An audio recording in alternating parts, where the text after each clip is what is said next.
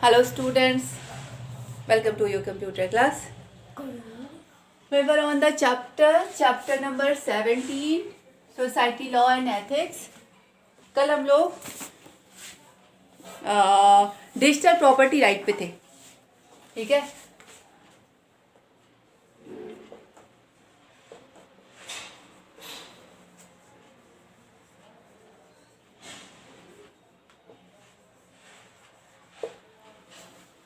Digital property right, what are the digital property. देखिए ये आपका जैसे कोई सॉफ्टवेयर, मतलब जितनी आपके इंटेलेक्चुअल प्रॉपर्टी वो सारा का सारा आपके डिजिटल प्रॉपर्टी, मतलब property which is in the form of digital, that is your digital property, ठीक है। इसमें आपका मूवी सॉफ्टवेयर और आपका म्यूजिक और आपका कोई इन्वेंशन और ट्रेडमार्क, ये सब के साथ साथ if your email account, your Facebook account, मतलब सोशल नेटवर्क साइट अकाउंट में जितनी भी चीज़ें रखी हैं, आपके ईमेल बॉक्स में जितनी मेल्स हैं, ये सारी की सारी आपकी प्रॉपर्टी कहलाती हैं और ये सारी की सारी डिजिटल प्रॉपर्टी में आती हैं, ठीक है। अब यहाँ पर मेन हम बात करेंगे कि threads of the digital property.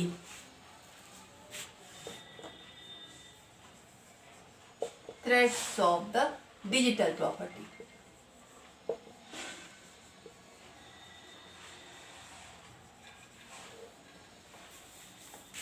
देखिए हम वहाँ यहाँ पे जो आपकी प्रॉपर्टी है कि इफ योर ईमेल अकाउंट या if your have social network site, तो उसमें तो आपने अपना लॉगिन नेम और पासवर्ड डाल रखा है, ठीक है। और if anyone can hack your login name and password, then it come in the identity fraud, और उसका अलग है।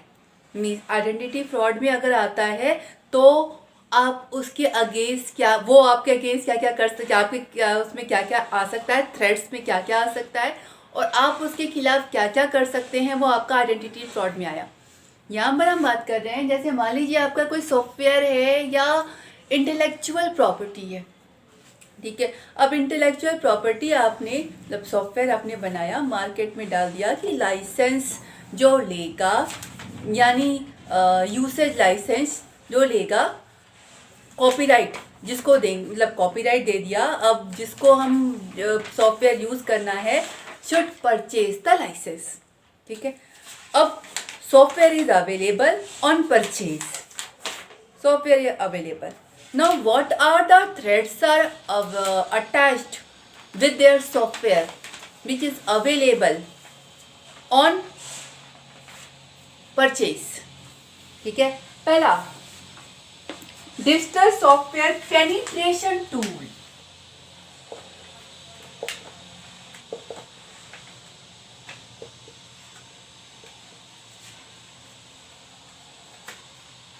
पेनिट्रेशन, जिसको मेनली हम क्रैकर बोलते हैं, क्रैक। What is this? जैसे someone pay to the software, ठीक है, तो एक अग्रीमेंट बना, उस अग्रीमेंट के बाद सॉफ्टवेयर उसको डिलीवर किया गया। अब यहाँ पर पेनिट्रेशन टूल मीन्स क्रैकर, जब अग्रीमेंट बन रहा था उस समय क्रैक किया, और जो सॉफ्टवेयर है, जो source code, basically source code नहीं, मैं सॉफ्टवेयर अवेलेबिलिटी कराई जा रही है, तो जिसने क्रैक किया उसने वो सॉफ्टवेयर मंगा लिया, he didn't purchase, ठीक है। पर उसने किस वक्त लिया? जब कोई दूसरा परचेज कर रहा था, उस समय जब वो लाइसेंस फिलअप कर रहा था या जो अग्रीमेंट फिलअप कर रहा था, उस जगह पर अगर वहाँ पे होता क्या है, आपने अग्रीमेंट फिलअप किया, उसके बाद कहाँ पर भेजना है वो एड्रेस डालते हैं आप, अपने मशीन का एड्रेस, तभी तो वो सॉफ्टवेयर आपकी मशीन तक आएगा। तो वहाँ पर अगर कोई समझे पेनिट्रेट, उस जगह पर अगर कोई पहुँच जाए, तो फिर वो जो सॉफ्टवेयर है उस अदर क्रैकर के पास भी पहुँच गया। अब उसके बाद क्रैकर उस सॉफ्टवेयर को या तो सेल कर रहा है या दूसरे को कॉपी कर रहा है, एनी वन कैन डू। जो सॉफ्टवेयर किसी एक को परचेज करने पर मिला, दूसरे को using that tool penetrate the terms and condition, वो सॉफ्टवेयर फ्रीली मिल गया और उस फ्रीली मिल गए सॉफ्टवेयर को फिर वो बाकी अदर के लिए तो वो परचेजिंग पे अवेलेबल है, तो वो कम पैसे में या जैसे भी कॉपी करा के मार्केट में अपने नाम से अपने नाम से ना सही लेकिन वो बेच रहा है। That is the penetration tool using by the cracker, means crack the terms and condition and access the software, that is the cracker. और second one is stealing and plagiarizing codes of your digital property.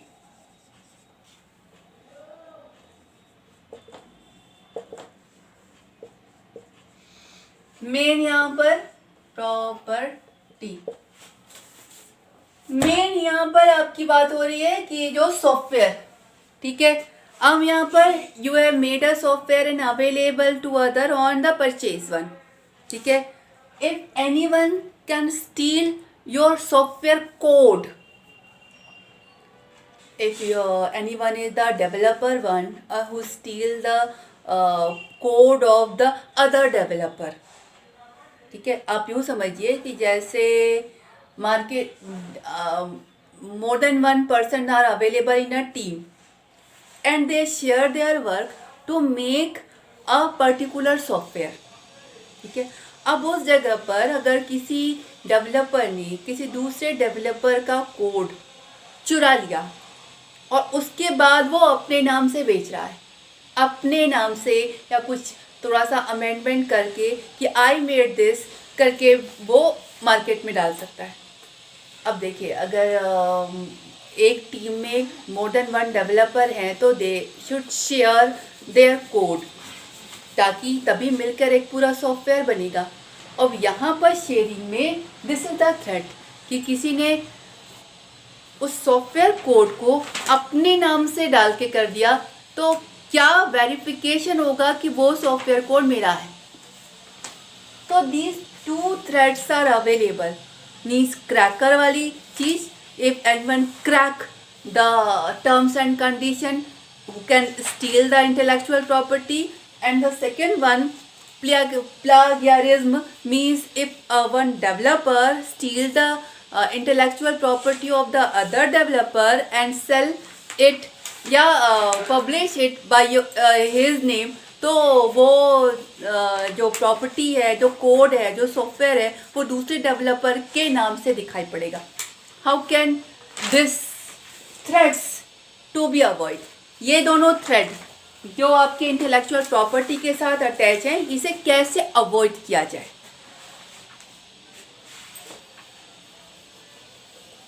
ये दोनों डर लगे हुए हैं। अब इसके बाद आप इस पे करेंगे क्या, digital property rights protection, digital property rights protection. How can you protect your digital property, ठीक है। पहला, anti tamper solution, legal clause,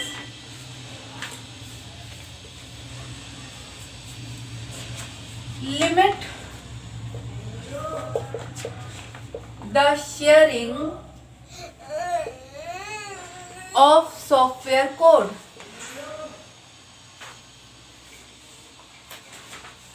what are these? Anti tamper solution, इसको आप यूँ मान सकते हैं कि जैसे वायरस के अगेंस्ट एंटी वायरस होता है, वैसे ही if you have launch intellectual property और आपकी वो intellectual property may be any software, you have launch any invention or any movie or music or your own creation, anything, ठीक है, आपने किया। अब आपने वो लगा रखा है कि if anyone want to purchase, want to use, he should purchase, he should ask me. अब वो आपका आपके कंप्यूटर से कोई क्रैक करके ना ले सके, इसके लिए just like the antivirus one, ढेर सारे एंटी टेम्पर सॉफ्टवेयर्स अवेलेबल होते हैं कि आपकी जो इंटेलेक्चुअल प्रॉपर्टी जिस जगह रखी हुई है, कोई उसको क्रैक करके आपकी इंटेलेक्चुअल प्रॉपर्टी को स्टील ना करने पाए। तो you should anti tamper solution, just like the antivirus software, it is anti-tamper solution software which check or stop the working of the cracker. Means cracker can't check the working of the cracker, stop the working of the cracker. तो आपकी जो intellectual property है जहाँ भी आपने रखी हो वहाँ पर वो सेफ रहेगी। ठीक है। Second one is the legal clause. वो तो कल हम लोगों ने पढ़ा ही था कि अगर आपकी जो इंटेलेक्चुअल प्रॉपर्टी है उस पर क्या क्या राइट आपको मिले हुए हैं और कोई इस राइट के अगेंस्ट जाता है, मतलब आपका मान लीजिए कॉपीराइट है और कोई अदर बिना आपसे पूछे कॉपी कर रहा है, तो you can do the legal cases. Legally आप उसके खिलाफ केस कर सकते हैं। तो that is the legal clause. Limit the sharing of the software. मैं इस पे आता हूँ। ठीक है। अब if you are a developer, you are making a software in a team. ठीक है। अब टीम में आपको मिलकर 4-5 डेवलपर हैं, मिलकर कोई एक ओवरऑल सॉफ्टवेयर बना रहे हैं, तो होता ऐसा ही है कि सब लोग उस पूरे सॉफ्टवेयर के पार्ट्स को आपस में बांट लेते हैं और उसके बाद दे शेयर देयर कोड, क्योंकि मिलाकर एक बनना है। अब इस शेयरिंग में ही अगर किसी दूसरे डेवलपर ने आपके कोड को ले लिया और उसे अपना बताकर मार्केट में डाल दिया या अपना बताकर आपकी टीम के जो हेड होता है, दैट इज़ द एनालिस्ट, उसको दिखा दिया, तो it is the stealing one. अब इस स्टीलिंग को रोकने के लिए लिमिट द शेयरिंग। मतलब पहला तो आप अपना जो सॉफ्टवेयर कोड है उस जिससे आप शेयर कर रहे हैं, आपकी if the team is the trusted one, मतलब टीम के अलावा किसी और से आप अपना सॉफ्टवेयर कोड शेयर मत कीजिए। दूसरी चीज, while you are sharing your code, you are in the 11th class one, okay, you are using the Python, ठीक।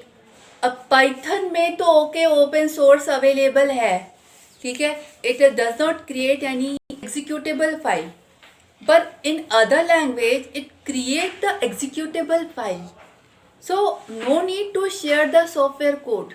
जनरल एग्जाम्पल की बात करते हैं कि जब आप कोई सॉफ्टवेयर डाउनलोड करते हैं तो आपके पास क्या आता है, एग्जीक्यूटेबल फाइल, ठीक है, आप उसे सिर्फ रन करा पाते हैं, आपके सामने उसका सोर्स कोड नहीं होता, it is the general one. तो अगर आप टीम में भी हैं, you are developing a software, तो अपना सोर्स कोड शेयर मत कीजिए, या फिर सोर्स कोड इस तरीके से शेयर कीजिए कि कोई भी उसमें कोई भी चेंज ना करने पाए, कॉपी ना करने पाए। जैसे मार्केट में पीडीएफ फाइल होती हैं, कोई बुक आई लिख के और उसमें कॉपी करना रेस्ट्रिक्टेड, मतलब ये नहीं कर सकते कि वो उस बुक से आपने कॉपी कर लिया और अपनी बुक बनाकर लॉन्च कर दी। No, if you are using that PDF file, you can read only that PDF file, you can't change and you can't copy. तो सेम विद द सॉफ्टवेयर, आप अपने सॉफ्टवेयर के साथ ये लगा सकते हैं कि कोई भी ना तो उसे चेंज करने पाए ना तो कॉपी करने पाए, सिर्फ और सिर्फ अगर सिर्फ ये देखना है कि असेंबल होके कैसा वर्क कर रहा है, तो सिर्फ एग्जीक्यूट करने पाए। तो you can do all this things if you are a software developer. तो वो जो कोड आपने अपनी मेहनत से डिज़ाइन किया है वो कोई दूसरा स्टील करके अपने नाम से बेचे, अपने नाम लगा कर क्रेडिट ले, तो उसको रोकने के लिए आप ये कर सकते हैं कि अपना सॉफ्टवेयर कोड किसी और को, मतलब ऐसा आपने शेयर किया कि कोड नहीं शेयर किया, या कॉपी नहीं कर सकता कोई, और क्या बोलते हैं, चेंज नहीं कर सकता, कॉपी नहीं कर सकता, वो केवल रन करा सकता है। इस तरीके से भी आप शेयर कर सकते हैं। ठीक है। Now open source and software licences.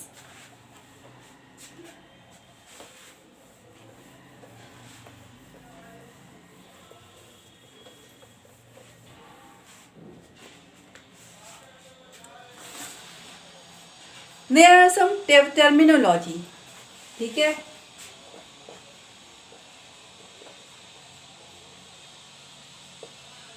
First one is the free software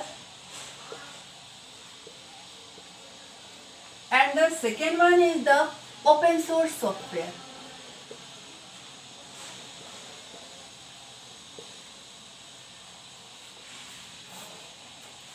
Free software and open source software. What are the free software and open software? It look like the same but they are not the same. ठीक है, दिखने में दोनों same लग रहे हैं पर वो सेम नहीं होते। फ्री सॉफ्टवेयर, फ्री सॉफ्टवेयर क्या होते हैं कि वो सॉफ्टवेयर जो आप इंटरनेट से फ्रीली डाउनलोड करते हैं। मीन्स यूँ समझिए, if the software is available you have to purchase the software, तो आपको कॉपीराइट मिल जाता है कि आप उसको यूज़ कर सकें, ऑल द थिंग। अब वो सॉफ्टवेयर जिसमें लाइसेंसिंग या टर्म्स एंड कंडीशन बहुत ही कम हो, means freely available, you just can download, can give the copy, you shouldn't pay to anything to the developer, that is called the free software. ठीक है, free software and open source software. Open source software क्या होता है कि जो free software है, ठीक है, ओके, आपको उन्हें यूज़ करने के लिए कुछ भी पे नहीं करना पड़ता, पर उस सॉफ्टवेयर का सोर्स कोड नहीं मिलता है आपको। मीन्स आपको केवल एग्जीक्यूटेबल फाइल मिलेगी, you can run only the software but you can't change the software. Open source में क्या होता है कि if you are downloading a open source software, उस सॉफ्टवेयर का सोर्स कोड आपके सामने होता है। ठीक है, आपके पास ये पूरी फैसिलिटी होती है कि आप उस कोड में चाहें तो कोई चेंज कर सकें, अपनी मर्जी से एडिटिंग कर सकें, अपनी नीड के अकॉर्डिंग चेंज करके अपना सॉफ्टवेयर क्रिएट कर सकें। तो free software means freely available software on the internet. You can freely download and use without paying anything. Open source software means the source code of the software is available and you have the permission to see the code, change the code, edit the code according to your need. That is the open source one. Okay, sufficient one. We'll take the remaining thing tomorrow. Okay, thank you.